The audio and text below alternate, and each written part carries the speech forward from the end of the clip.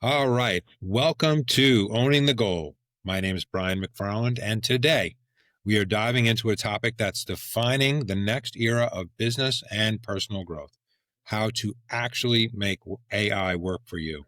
This isn't another hype cycle chat. By the end of this episode, we walk away knowing three things, if not more. One, where AI is really creating business value in 25 and into 26, not just the headlines. How everyday professionals can use AI tools to save hours, spark creativity, and stay ahead of change. And number three, how you can position yourself or your company to lead responsibly as this tech evolves. My guest is David Berkowitz, seen here on the screen. This is his third visit to Owning the Goal as our AI expert. He's one of the sharpest voices at the intersection of AI, marketing, and strategy. He's been with us twice before, as mentioned, helping decode AI's evolution for leaders and consumer alike. He's also a best-selling author of Using AI for Marketing, the Non-Obvious Guide to Transforming Yourself and Your Company. At the end, a quick note, I'll be sharing something I've been testing myself, what I call categorical prospecting through GPT. I owe you a huge thank you to that, David, because you pushed me. It's reshaped how I approach sales and outreach, and it's a great real-world example of AI in motion. So let's get right into it. David, thank you so much for coming back. I know you're a very busy man. So tell our listeners what's going on with you. Oh, there's plenty going on. It's a big, it's always a big week. It's my birthday, so lots going on, and lots going on today. Today is? Today, yeah. Oh my goodness. Shame on me as a bad sales rep. No, I mean, hey, best way to spend birthday is like hanging out on podcasts and catching up with a friend. So. Wow. Very cool. Well, happy birthday, and thank you for taking time out of your birthday to join us today. So I have to say, David, this since we met, AI, the role it has had in my life and pretty much everyone around me now, because I'm spreading the word or being spread the word to, is nothing short of life-changing, to be honest with you. So always good to come back to the base and the expert. Tell us what's been going on from the macro sense and, what you're finding. I mean, I'll take it from the macro to the micro. And now, I mean, we're at this point too, where it's like the macro, in some ways it's evolving a little slowly, right? Like we're going to hear the same terms like agents evolve, coming up over and over again. Maybe the biggest theme this month that I think is getting more hype in a way than it deserves, but it's an important thing to keep paying attention to, is the new AI browser wars. Because and even this week we've seen some major salvos on that front. So like the first real AI browser to come out for consumers was actually Perplexity's. Perplexity released Comet, but Perplexity, like, they've got a big brand in the AI space, but they're still a niche player, right? Like they're not at that, OpenAI versus Google level right now. And they keep trying to carve out a name for themselves. They've got some great products, but we just saw OpenAI roll out their ChatGPT browser, still just for Macs at first.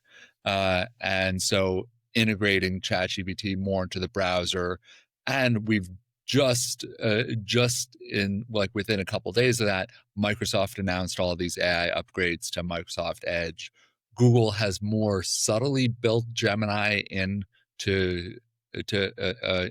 built its Gemini AI platform into Chrome, and Chrome is the market leader, by good margin, followed by Safari and Apple.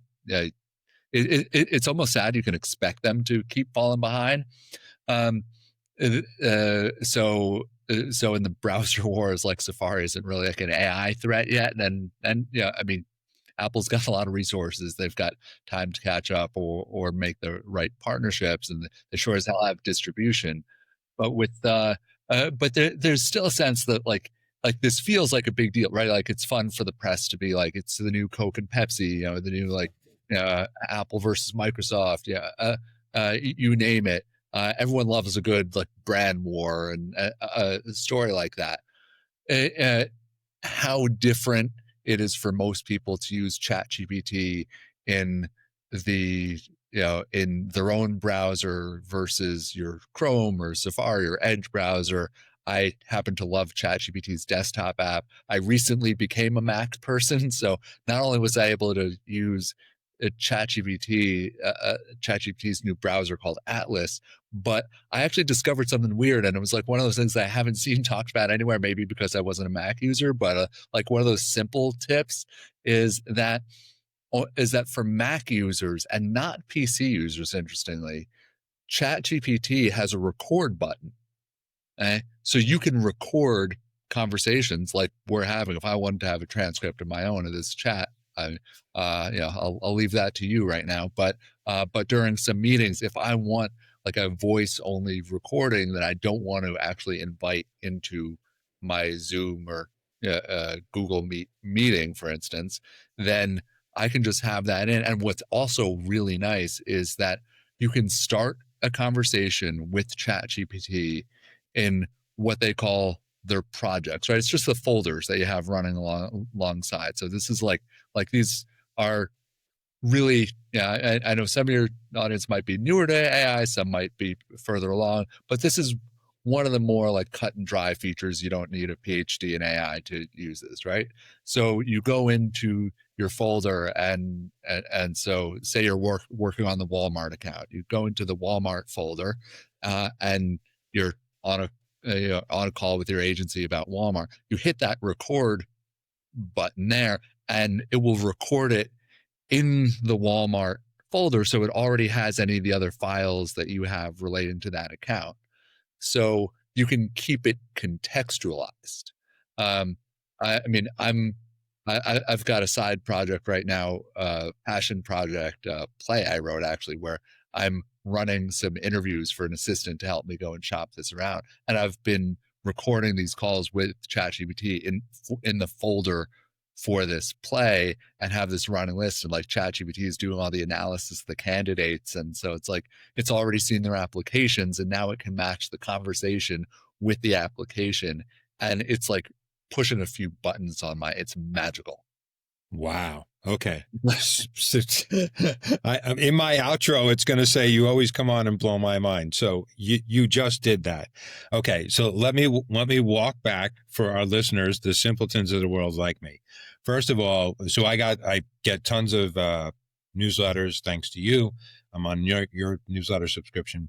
All right. So the AI browser wars, forgive my naivete. I saw this like be a big thing. So in common person speak, if you will, Yeah. What does this mean and why is it happening?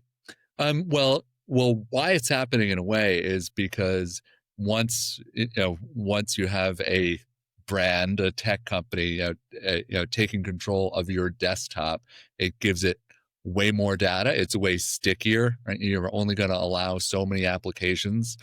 Your computer might be able to only run so many applications, especially AI that could be a little more resource intensive.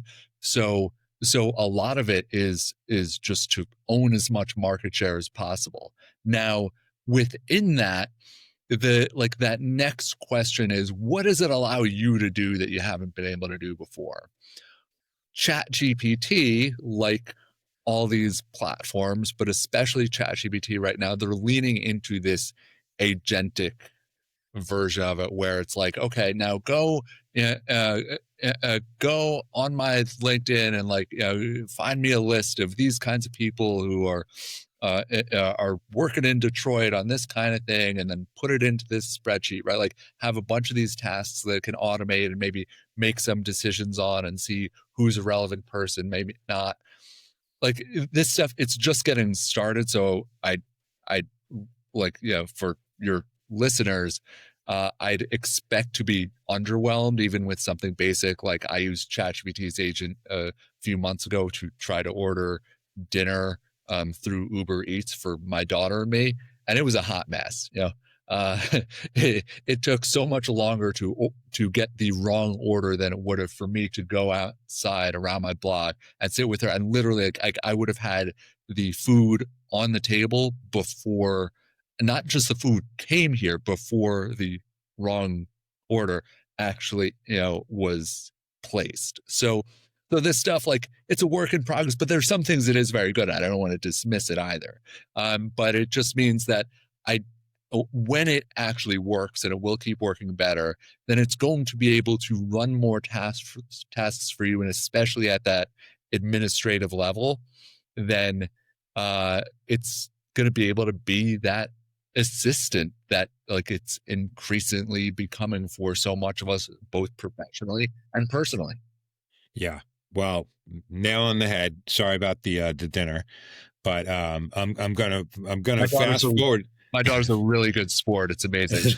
She was all for just like she's only 11, but she was like up for the experience, and she knew that there was something different going on. So Right. yeah, And it I'm sure I'm helps to sure have they'll get patience. that worked out, right? Yeah. Um, so the use cases I'm going to throw in here because we're right in the zone. Um, so right after I read some of the articles, and I think that came out Wednesday, that they were really fighting and got publicized. So the one quick take I got was on ChatGPT. And I have to use for work on my work computer. We're forced to use Copilot because that's what's Mhm. brought into our thing. Yes. But then on Chrome, don't tell anyone I use ChatGPT, and I compare and contrast what Well, they give me. but this is the thing with anything corporate, right? Like, if they're not, if a business isn't rolling out something great for its employees, like, you're going to bring your own device, you're going to bring your own that, this is the and especially for those who are doing nothing, right? Not even like a corporate Copilot license. It's like they're going to use AI anyway, so you might as well make it a little bit easier for them and try to make it a little more secure for yourself. Like, Sure. yeah. And I'll give you with this use case. So personally, it was just adding the at Spotify, and then I typed in I need a playlist. I build playlists for everything. I need a playlist for my life partner's not-for-profit dinner. Make me a cocktail hour list, a dinner list, and then a post-party list. I want them each to be, dude, I was like, you would have been proud of me. Very specific timing, the vibe, and then I went through. And I will say that ChatGPT crushed what Microsoft Copilot did. And I had 3 playlists in my Spotify. I didn't change one song. It Wow. was crazy. And then number 2, we got a tip off from our direct boss, and he said somebody in the AI department at Publicis and Epsilon wrote this following prompt. So they did all the work for us. And then all we had to do was put in what I did was the category, which is actually getting online MBAs, which Mm, is, I was unaware of how much money is spent to secure people like that in much an e-commerce way. So I'm right. attacking those in my territory. So I just put, all I did was take that whole prompt and put in online MBAs in my states. And David, in 20 minutes, what would have taken me 5 hours, I have the top 25 schools that's spending in my category in my states with the key decision maker, their email, their address, their phone number, which I have all those tools with Zoom Info and all this other stuff. But in just one platform, boom, it was there. And that's how I spent yesterday. 25 reach outs. It gave me the emails, the closes, the opens, the subject lines. Like I felt like I had an office working for It's me. incredible. Yeah. It was incredible. It was really incredible. So that's since we've met, I figured that out. And it's just, I'm sure for your prospecting as well, right? For your new business, are you doing things like that? I'm doing it less because it's still more like, it's like one to one, a lot of word of mouth driven. So, but when I'm in active prospecting mode or working on that for clients, or um, I mean, there are a couple of clients I'm doing some things more on the PR and comms front, and so coming up with the press list, like, what's the story to pitch them, why would this journalist care? I mean, it's actually a very similar approach of, like, give me the message that's most relevant to this specific person as opposed to another, and then a lot of, yeah, and like have it do these multi-step processes in one shot. It's huge. Yeah, it is. It is. So thank you for inspiring me. Who do you look at? What companies right now do you think are just crushing it with AI? Well, I mean, there's so many like good examples coming up, and like yeah, some are more vocal about sharing than others. Like there's actually one that I just caught in the news today, for instance. You have Mondelez that's saying that it's rolling out this new AI tool that it's spent $40 million developing. So yeah, you might be happy if your business is spending $20 a month on the on ChatGPT's Pro Access. Like maybe you're at a really fancy place and you're spending $200 a month on that like super premium version of it, but they're looking to Gen AI to cut the production costs for marketing content from 30 to 50%. So now this is something like spending 40 million bucks and like blowing a lot of cash with Accenture, which is their partner in this. Then they're saying that these are going to be also not just these like, Instagram, TikTok ads, but TV ready spots for 2026. And they're even teasing the idea like maybe this will even be creating Super Bowl spot worthy stuff by 2027. So you won't see this one, these with Bad Bunny in January, but whoever the next Bad Bunny is might be surrounded by some AI spots. Wow. No. Well, that's another episode. Wishing Bad Bunny is going to play. I just recently started sampling his amazing content. And, oh man, my he's cool. goodness. Yeah, I'm late to the game. yeah, me too. All right. So that's an interesting where we take a swerve, right? So Mondelez invests 40 million. You own a marketing agency. Is there any sort of fear is a strong word, I guess, but now everybody gets scared and says, "Oh, is this going to put me out of my job? Is this going to put me out of my company? Whatnot?" Does that layperson's terms like should an advertising agency be concerned about that? Because if I'm the brand manager at Mondelez, whatever brand I'm working on, and I have access to this $40 million system, maybe I don't need to hire David Berkowitz, right, for my stuff. Is that a legitimate concern? Well, I think the question needs to be like, say you're one of their agency partners and now you have some access to this amazing new, like Jarvis style. I was thinking these, Iron Man and superhero references, but you're like a Jarvis style content creator, best in class thing out there, something that's like, this is like NASA level stuff going on here that now, you were buying these, like you were lucky to get like these couple of grand a month tools, and this is a big deal. Like, what the hell would you do with this, right? And so now I think that there's some opportunity to say, well, okay, like we've got this. How do we scale this? How do we create more personalized content? How do we get this into places that are super relevant for our audiences? Like and so now, and maybe like if you're at a holding company with more resources here than trying to push them to say like we can't be left behind here, is our stuff going to be good enough, and how fast can we go, and for the clients that aren't investing $10 million just in a content production tool, right? Like this isn't like the all-in-one AI system. This isn't ChatGPT for everything. This is to fulfill a few specific things, right? Like that's presumably doing very well. I haven't seen the ins and outs of it, but it's clearly very focused on that. Then I think that that it can spur a lot of innovation, creativity, and then say like can we do even more with this, right? And and a lot of productivity gains are invested back in the company. So how do you try to be a voice for making sure more of that happens? Like some people's jobs are at risk. There's no way around that, and especially some of the things like I mean we see with a lot of AI, a lot of more entry level roles, right? Like doing like a lot of like the trafficking and taking the idea from the creative director and put it in a format that then the production team can use, right? Like some of those intermediary steps maybe aren't needed so much. And so what do you do with those people? Though that, there are lots of big questions uh, there.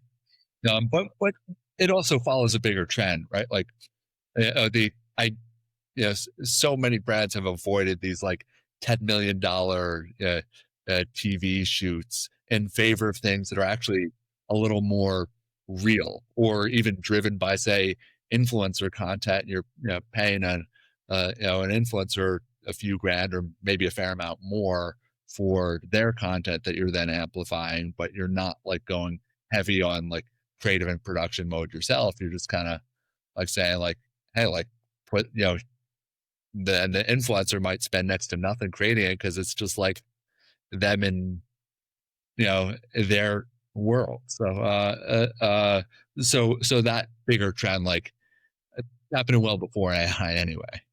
Right, right. Yeah, no, I see. So that's really inspiring because I know for myself, and I would say for any level, whether you're junior, mid, or senior, it behooves you at this moment, my 2 cents, like double down and learn, fast and smart. I just saw some friends at Publicis who I used to call on Verizon, and they all posted that they got their certificate or they got like a degree from like Cornell in AI. I've been interested in do that. I know Epsilon has they help us with our schooling. So I actually want to take a course there because I feel like I'm at the advanced selling stage. So embracing, since I've known you, AI with what I just said, the way I'm going through this category is actually putting me on the leading edge. So I look at it kind of like what you just said. Nothing's going to replace, in my opinion, the fact that you and I have decades of experience. Right. So the input into any of these programs is so powerful from us. I'll pat us both on the back that, in my opinion, the output we get is just much more efficient and focused. And we keep ourselves relevant, right, and irreplaceable, because I don't think a AI computer could do what we're doing. So I'm not concerned, quite frankly, with my position, but I also realize I need to really study hard. And it's, as an older guy, this stuff moves so fast, David. It's like, Crazy. Yeah. it's crazy. So what is, you've given a snippet. What's the next 12 months like, looking overall? If you had a crystal ball and you say, all right, I'm going to be talking to Brian next October, 2026. What are the things that you could think like we'd be going, oh my God, I didn't imagine this a year ago? Well, I mean, part of it's going to be putting agents to work. Like, what are they actually doing for you? Yeah. I mean, I think people are still scratching the surface with things you're talking about, like custom GPTs. I'm using them more. I actually had one that I was creating for a new newsletter that I'm going to be putting out through AI Marketers Guild and Marketecture on some AI stories for marketers. And I actually did a test run for this podcast where I said to the GPT, I said, this is a little bit different from what I wanted for the newsletter itself, but can you just give me some recent examples? And it surfaced this Reuters story from today about that Mondelez news. And so so I was able to pull something really relevant right there. I'm also just like, I love this whole field of vibe coding right now, this idea of being able to code without knowing code. And I'm creating stuff all the time. I'm actually creating too many things where I can't remember all the things that I'm creating, and like I don't always get to finish them because I start some of these things and then it's like, wait, what do I even do with this? And some are meant to have a short shelf life, right? Like if I upload a talk I'm giving somewhere, then I can create a microsite around that. If you're and it could have some interactive content, all these resources, other kinds of links that are relevant, some embedded videos, all this stuff that like within an hour or two you can spin up and then have something. Like if you're giving a lunch and learn at Publicis, then then you can go and create a very customized microsite for that specific talk and theme and that audience that people then can follow up with and just like scan the code or go to URL and dive into. I'm doing it for personal things too. Like my favorite thing I created with it with vibe coding this month is a site not that davidberkowitz.com. Right? So I do get some name confusion out there, and so I actually registered the domain not that davidberkowitz.com because I've been using it Wow. in, and I went to this app, and the app I've been spending the most time with. There are a bunch of them, but is base 44, so just base and the number 44.com, and with that, then I said, I've got this infamous name. Can you go and showcase the difference between me and the serial killer? I might have given it a link or two about me, like my LinkedIn profile, a couple things to run with, and it ran with it. I mean, and I said, this should be funny, and some of the lines that it wrote, like people were writing me when I shared this on LinkedIn, and they're like, they mentioned a line they're like, that's hilarious. I'm like, AI wrote that. Yeah. I mean, AI wrote like 95% of the site. I had to do a little bit of fact checking. I even had to look up if the quiz question is that David, that are which of these David Berkowitzes is born in New York City. I think I know where I'm born, but as long as my parents weren't lying to me. But the other one, I had to look up and make sure that the answers were correct, and a few of them weren't. So anyway, just like this kind of stuff that just for fun. I'm actually working on a site with some math games for my daughter to help reinforce some math concepts she's learning in school. Like I saw some math game thing that she showed me. I'm like, this is pretty good. I wonder if I could build something like that. Like, and again, I'm not a coach. Like, it's crazy that I am saying maybe I can build something like that. Even if I can't, the idea that someone like me, like I'm a word guy, I'm an idea guy. I'm not a numbers. I'm not a, developer guy. I don't know more than a few basic commands in HTML. Like I should not be able to do this stuff, and yet I'm already doing this stuff. Yeah. Well, I mean, amazing use cases. And I didn't ask you this last time. So again, forgive me for not knowing it is. So what vibe coding? I kind of glossed over this, but I do want to add, the only dumb question is the question that's not asked. So what is vibe coding in essence? Like, roll that back for a second, if you would. It's all about being able to just come up with an idea for any kind of website, application, game, like any kind of digital content, and talk to an AI app that's like typically a more specialized version of ChatGPT. You can do this in some mainstream apps, including Claude, but it doesn't host your app. So there's some specialized things that will then even host the website. It'll host an app for you. And you talk to it and you say, I want to create this. Here's a little bit what I'm going for. Make it look a little bit like this. Like I like the colors on Airbnb. I want to use some of the functionality that's on HubSpot to do this very specific thing. Give me something like that, and it'll start creating it. And depending on how complicated it is, like if it's like a more straightforward content site, like I did with the play on my own name, then it can create that start to finish. Maybe you upload a few images for it, right? Like, so maybe I upload my own headshot or my book cover or something like that, and give it a little more, or like the photo of the other guy who I wanted to use on there. And then just like keep directing it. But just by talking to it and by not needing to know a single phrase of code that you can then go and bring this to life. Uh, Okay. and it's a pretty powerful, so like once you come up with a use case for it, right? Like you're celebrating a relative's 80th birthday and you like make a, a beautiful interactive site, and here's like a folder of photos that you could use to celebrate their life, right?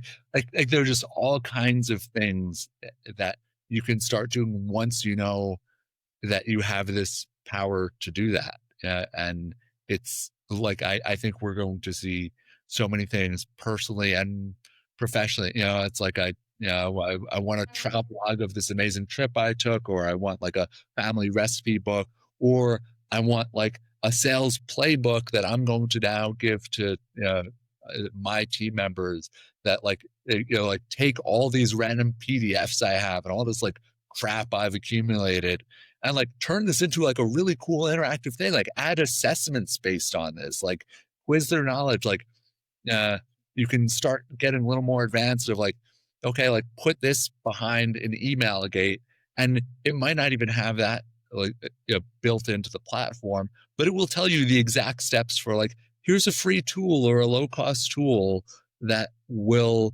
allow you to capture emails, so just go and like register for this tool, tell me your username, and plug that in. And that's exactly what I've done for some sites using a tool that it recommended to me called FormSpree, which was way easier to use than like my normal like CRM and email newsletter stuff. I'm like, I want to use like down and dirty things. So if you don't know the answer to something, then the tool itself, like Base 44 Lovable is another really good one, will direct you. And when I get stuck, what do? I go on ChatGPT. I go on Gemini. I go like I ask another AI. I'm like, this site keeps crashing on me, or this is not doing the thing I'm telling it to do. How do I tell the vibe coding thing to do the right thing? And so like it's just like when this whole team and talking to each other, sometimes you're talking different languages and all that, and you need another translator. Right. That's amazing. I love that story. Yes, and it was like I had the two windows open yesterday, and I had them competing against each other, and one was dominating Yeah. in some things, but the other one was winning in other things. But you're still, but all you're doing is talking to, like, that's so crazy compared to where we were a few years ago. Yeah, it's nuts. I mean, the other day, I just grabbed my phone, and this will sound archaic, and I just was like, I don't have time to write, so let me just speak exactly what I want, and I just told it what I wanted, and the output, I had to change a couple words here and there, but it just it just helped in every way. So then that was a neat feature that you mentioned about the recording, because we have a Lego. I don't know if you've heard of a Lego, but it's what we use Yeah, I at have lots of Epsilon. Lego behind me here. It's Lego. So, But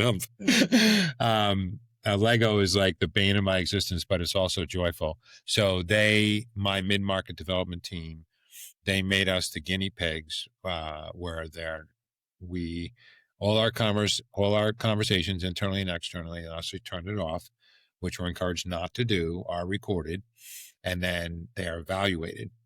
So it's kind of funny. The way this was sold to us was like, you guys are the leaders. We want to see the best. And I was like, I'm not falling for this. Like, we're totally getting graded, and beware. But I will say, I am learning so much, because the other guy who I sit next to, who's 20 years my junior, and he's like got a lot more experience with selling Epsilon. I listen to his calls, David. mhm. It's like getting a master's degree, in Epsilon, like watching the real sales call go down. Mhm. And I have noticed that what we do is, because our Lego pops and the customer knows that it's being recorded. So I got twice, I had people reacted and said, one was a healthcare brand. So I think they were a little cautious. And he said, wait a minute, this conversation is being recorded. What is that going to be used for? Mhm. And that, I will say, seller to seller, that was not a good way for me to get their permission. What I have done is say, on the opening of the call, I'd say, hey, David, I just have a note taker open, because I want to be at best, understand what we talked about so I Yeah. can do the best follow-up and service you the best. And 10 times out of 10, everyone just goes, oh, that's cool. But if you don't say something, Yeah. they get upset, right? Yeah. So you're doing it and they don't know they're being recorded, Well, I mean, correct? it's with folks like they might have, yeah, like there's a client that has their own meeting recorders, and like I'm on the list, and like so it's still a known recorded meeting or something like that. Yeah, and then yeah, and then for like some of these interviews and all that, like they know like the Zoom AI recorder is already on in these things, so Okay. I'm just using another tool to help organize it. Like they're already getting an alert. Right. Right. But yeah, like you could go more like undercover mode, if you want to. I mean, even the recorders tend to say like, make sure the other person knows about this. Right, for sure. Yeah. But well, we all embraced it because quite honestly, we had no choice. So that made it easy to do. But that benefit of watching other people, it does make you get your own game together if Yeah.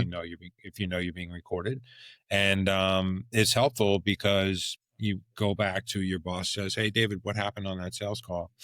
If I didn't take the best notes, Right. maybe I don't know. So that's a good use case for it. So as we head towards our finish, David, I want to of course thank you so much. We could talk to you all week, but we know our listeners need to get on with their days. Tell us what is going on in your world promotion wise and what things you have coming up. I will list them all in the show notes so that they can check it out, and then we'll close up shop. Yeah, it's just there's just more brewing with AI Marketers Guild. I've got weekly interviews with some great guest speakers in the AI space, and so that's a lot of fun. Got someone who's coming on soon to talk about agents with a company called Distillery. I've got someone from Google who's sharing some amazing examples. I saw him talk somewhere. I'm like, can you come on my show too? And it's like, absolutely. And so so much of this is I get to learn from the best, and that definitely helps everything that I'm doing, because like this is a space where no one can truly be an expert in this. It's just like I tell people my advantage is I get to spend more time on this, and I get to learn from more people and have more of these conversations, and just and I push myself to put more into practice, right? Like I've got to go and like sometimes like I've got like bookmarks sitting in my inbox for a couple months. Like, no, like I've got to go and do this and like see what this is all about. Um, but yeah, there are plenty of people who are just so deep in so many different areas, and that's a fun part of the job. Yeah, I don't even look at this my AI's opened up my world where I don't look at things as a job now. It's a really great adventure.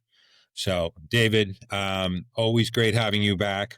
We want to see you again soon. You've given us before the end of the year, I hope. You have given us a clear view of where AI is headed and what it really means for business and everyday life. So, we covered off everything with our Chat GPT inspired outline that I created and then you went through. So, takeaways. I'm hoping we made a value promise at the beginning. So I hope you, the listeners, got from here that AI is not about replacing you, but pick your head up because it can amplify your capability. That's the way I'm looking at it, and took from David. The value comes from the application. What you said in the first episode: use, test, and refine. Right? That you just pushed our listeners and said, just do it. Right? And number 3, it's great because it has the word own and owning your goal. So own your learning curve, because those who understand AI will lead the conversation, not just follow Absolutely. it. Right. So thank you so much, David. You. Truly appreciate it. I hope you have a great weekend. And to our listeners, if you've been curious about using AI, but unsure where to start, try this. Pick one process you repeat every week and ask, what would happen if AI handled part of this? you'll be surprised how quickly the value shows up. Mhm. So from us all here at Owning the Goal, I introduced my cat Snowflake, who is now my executive producer, and she works for very cheap. We want to thank you for taking all the time. Please like, subscribe, comment, let us know your thoughts and ideas. We only learn from you telling us what's going on. And as always, own your goals, stay curious, and lead with purpose. Thank you so much again, David. Thank you.